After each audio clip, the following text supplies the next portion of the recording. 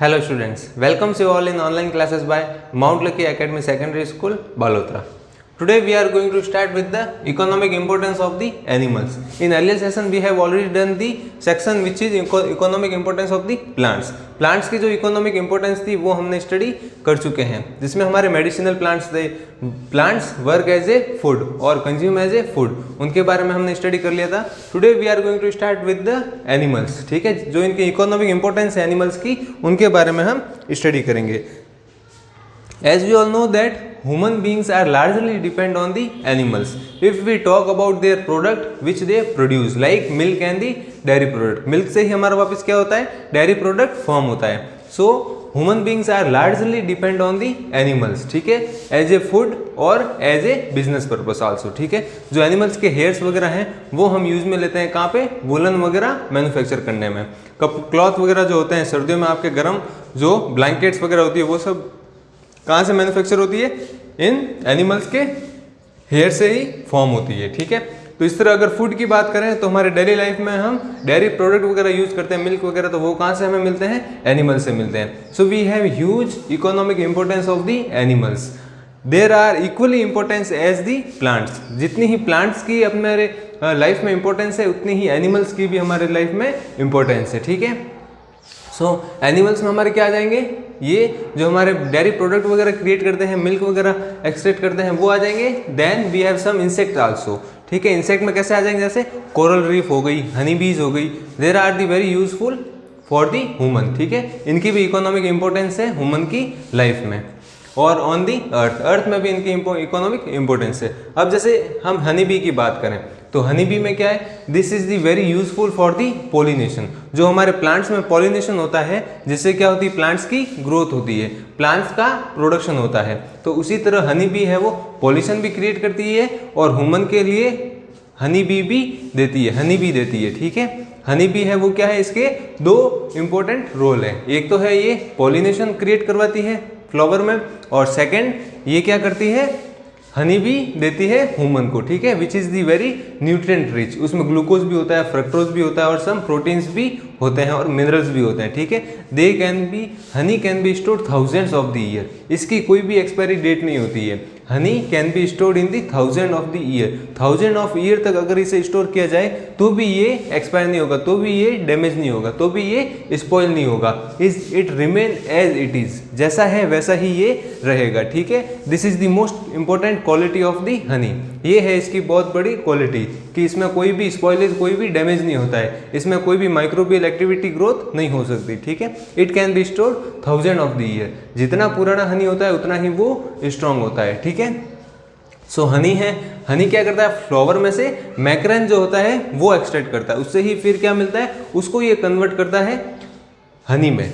ठीक है, फ्लावर में जो मैग्रेन होता है उसको ये कन्वर्ट करता है हनी में. ठीक है, और जो प्रोडक्ट है वो तो यूज ले लेता है. Then remaining product is the honey which is collected at the bottom और दी इन हनी कॉम्ब. जो हनी कॉम्ब होता है उसमें ये स्टोर हो जाता है. ठीक है, वहां से हम क्या करते हैं, फिर हनी को एक्सट्रैक्ट करते हैं. अब है हमारा एपीकल्चर. एपीकल्चर क्या है, it is the study of science in which rearing of honey बीज इज स्टडी. ठीक है, ये है एक साइंस है जिसमें, और एक स्टडी है जिसमें हम क्या करते हैं, रेयरिंग ऑफ हनी बीज और हनी बी के बारे में स्टडी करते हैं. Then it is known at the apiculture. ठीक है, apiculture. Then honey bee. Honey bee है वो ऑर्थोपोडिया ग्रुप से बिलोंग करता है. This is the insect belongs from the arthropodia in which subcategorize दी ऑर्थोपोडी. ठीक है, एपोडिया. एपोडिया इसकी सब ग्रुप है, ये एक्चुअली एपोडिया से बिलोंग करता है, बट इसका जो ग्रुप की बात करें तो वो है ऑर्थोपोडिया. ठीक है, और सब ग्रुप की बात करें वो है एपोडिया. ठीक है, then we have some of the varieties. इसमें अब हनी की है वो वेराइटीज भी होती है. ठीक है, mainly we have 3 type of the honey B.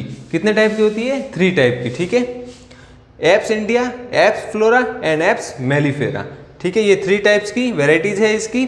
इसमें क्या है, एप्स मेलिफेरा जो होती है वो रेयरिंग के लिए हम यूज लेते हैं. ठीक है, किसके लिए यूज होते हैं, रेयरिंग के लिए यूज लेते हैं. एंशिएंट टाइम में तो नेचुरली रेयरिंग होती थी, but today's we have to use the artificial rearing. क्या करते हैं हम, आर्टिफिशियल रेयरिंग यूज करते हैं. किस लिए, as a collection of the honey also. Honey को कलेक्ट करने के लिए, हनी को प्रोड्यूस करने के लिए we have to use the artificial rearing. क्या करते हैं, इसमें एक मेटल और प्लास्टिक का बॉक्स क्रिएट करवाते हैं, उसमें हम छोटे छोटे क्या होल क्रिएट करते हैं, ठीक है। हनी कॉम्ब जो होता है वो हम आर्टिफिशियली बनाते हैं, जिसमें क्या होता है फिर इसको रेयर करवाया जाता है, फीड करवाया जाता है हनी बी को, और फिर वो क्या करती है मैक्रेन को हनी में कन्वर्ट करती है।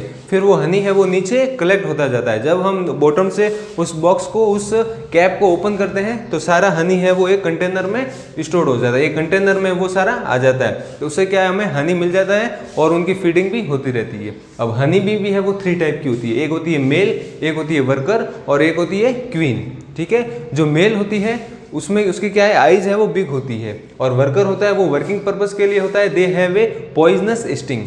उसमें क्या होता है वर्कर में पॉइजनस स्टिंग होता है जो कि प्रोटेक्ट करता है एनिमीज से, ठीक है। जो हम जैसे ही हम उसमें मधुमक्खी के छत्ते के हनीकॉम्ब के पास जाते हैं तब देखा होगा आपने डंक मारती है, वो डंक मारती है वो होता है वर्कर। वर्कर क्या करता है उस हनीकॉम्ब को प्रोटेक्ट करता है एनिमीज से, ठीक है। एनिमीज जो होते हैं उनसे ये प्रोटेक्ट करता है, that's why it contains the poisonous sting, poisonous sting होती है उसमें, ठीक है।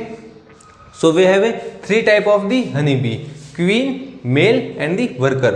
Worker is for the working purpose, male होते हैं there are for the lookout at the working purpose, ठीक है। जो वर्क हो रहा है उनको लुकआउट करने के लिए, उनको देख रेख करने के लिए that the worker are working properly और नॉट, ठीक है। एज ए सुपरवाइजर होते हैं मेल, जिसकी जो आइज होती है वो क्या होती है थोड़ी बिगर होती है, ठीक है। We can also seen by the naked eyes, उसे हम अपनी आंखों से भी देख सकते हैं कि उनकी आइज में डिफरेंस होता है वर्कर में और मेल में। और क्वीन होती है it contains the large abdominal, abdominal होता है उसका लार्ज होता है, ठीक है। It only use to reproduce, ये किसके लिए यूज होती है रिप्रोडक्शन के लिए यूज होती है। Male are give sperm to the queen and queen reproduce it, then after giving the sperm male queen get died, वो क्या हो जाती है फिर वहां पे उसकी डेथ हो जाती है और वो हनीकॉम्ब से ऑटोमेटिकली एक्सपेल आउट हो जाती है, ठीक है।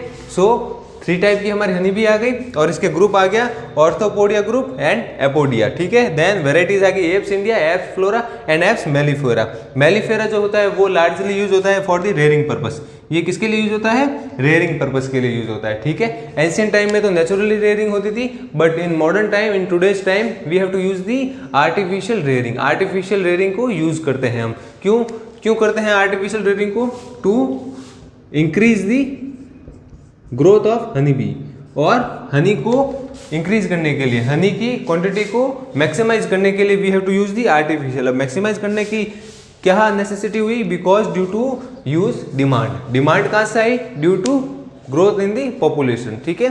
पॉपुलेशन ग्रोथ हुई तो डिमांड भी बढ़ी, डिमांड बढ़ी तो यहाँ पे हमें आर्टिफिशियल मेथड है वो यूज करना पड़ा। इट इज द वेरी ये क्या है हमारा, ये कमर्शियल से रिलेटेड भी देखें तो it is very useful for the rural people. जो रूरल पीपल है वहाँ पे ये क्या करता है एम्प्लॉयमेंट जनरेट करता है, ठीक है।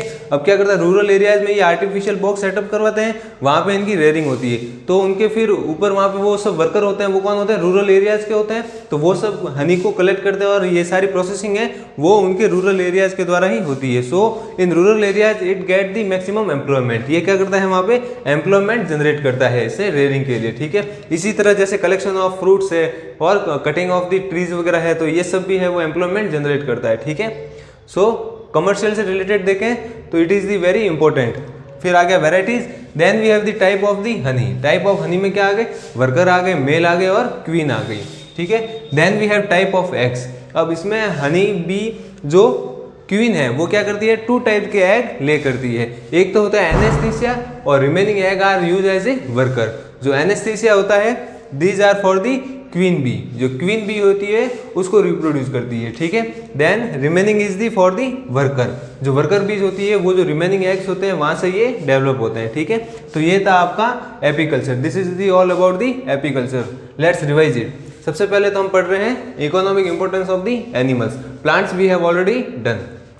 इकोनॉमिक इंपोर्टेंस में हम स्टार्ट करेंगे एपीकल्चर से। This is the rearing of the honey bee, ये क्या है हमारा study of the rearing of the honey bee, how the honey get collected by the rearing of the Honey bees, ठीक है। Then honey bee is fall in the group of the arthropodia and subgroup is the apodia, ठीक है। Apodia group से belong करते हैं ये। Then we have the varieties apis India, apis फिला and the apis mellifera, ठीक है। The mainly apis mellifera is use as a rearing purpose. कौन सी वेराइटीज यूज होती है एप्स मेलिफेरा, ठीक है। Then we have the types of honey, worker होती है, मेल होती है एंड क्वीन होती है। Male have the big eyes and worker have the poisonous sting. क्या होती है उसमें? पॉइजनस स्टिंग होती है टू प्रोटेक्ट द हनी कॉम फ्रॉम द एनिमीज, ठीक है। Then we have the queen, queen have the large abdomen which use to reproduction, ठीक है। It gives the huge amount of the eggs, two type of the mainly eggs, anaesthesia egg for the queen bee and another is for the worker bee. अब इसमें जो honeycomb होते हैं they have the holes, उसमें क्या होते हैं? Holes होते हैं। इन होल्स में ये क्या करती है? फीड करती है। फीड करके जो फ्लावर का मैक्रेन होता है वहां से ये क्या करती है? कन्वर्ट करती है हनी को। The nectar is converted into the honey by the honey bee. This is the Honey com.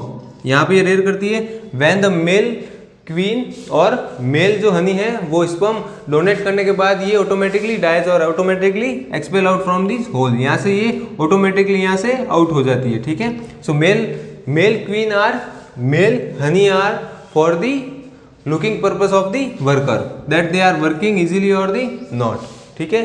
तो ये था आपका एपिकल्चर जिसमें एनेस्थीसिया है और वर्कर बीज में है, और फ्लावर में जो मैक्रेन होता है उसको ये कन्वर्ट करती है हनी में। They have the two purpose. Honey bees का है वो मेजरली टू पर्पस होता है।